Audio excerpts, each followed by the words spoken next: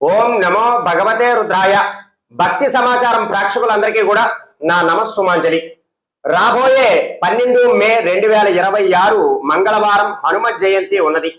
హనుమత్ జయంతి రోజు నాడు ఇప్పుడు నేను చెప్పబోయేటటువంటి ఈ ప్రత్యేకమైనటువంటి పరిహారాన్ని కనుక ఆచరించినట్లయితే మీకు ఉన్నటువంటి పనులన్నీ కూడా సకాలంలో పూర్తి అవుతాయి. మీ మనసులో ఉన్నటువంటి కోరికలన్నీ కూడా నెరవేరుతాయి.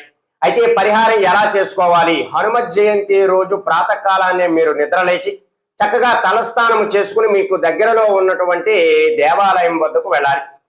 హనుమంతుడి యొక్క దేవాలయం వద్దకు వెళ్ళిన తరువాత స్వామి వారికి 21 తమలపాకుల మాలను స్వామివారి మెడలో వెయ్యాలి.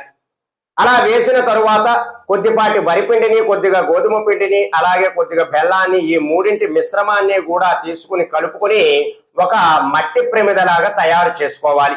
దీనిని పిండి దీపం అని కూడా అంటూ ఉంటారు. ఈ పిండి దీపాన్ని తయారు చేసుకున్న తర్వాత ఆ పిండి దీపంలో నల్ల నువ్వుల నూనెను వేయాలి. వేసిన తరువాత 5 ఒత్తులను విడివిడిగా వేయాలి.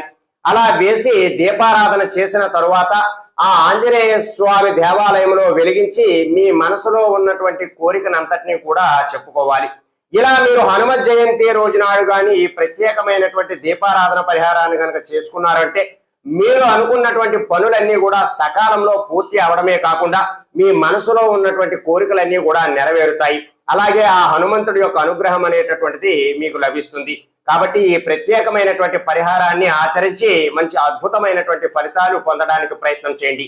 ఈ విషయాన్ని మీ మిత్రులకి అలాగే మీ కుటుంబ సభ్యులకి కూడా షేర్ చేయండి. అలాగే ఈ ఛానల్ ని ప్రతి ఒక్కరూ కూడా సబ్స్క్రైబ్ చేసుకోవడానికి ప్రయత్నం చేయండి. సర్వే జనా సుఖినో భవంతు. శుభం.